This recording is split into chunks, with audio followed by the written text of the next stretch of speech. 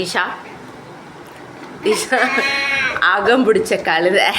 இன்னைக்கு சாப்பாடு பச்சை பட்டாணி குழம்பு, வெஞ்சனத்துக்கு முட்டையும் பச்சை பட்டாணியும், தங்கச்சிக்கு அவிச்ச முட்டை பச்சை பட்டாணி, ஸ்நாக்ஸுக்கு ஜிலேபியும் தேன் மிட்டாயும், காலையில் சாப்பிட குட்டி தோசை, பணியாரம், அப்புறம் பருப்பு குழம்பு. Okay Disha? Okay Disha? Disha okay இல்லையா?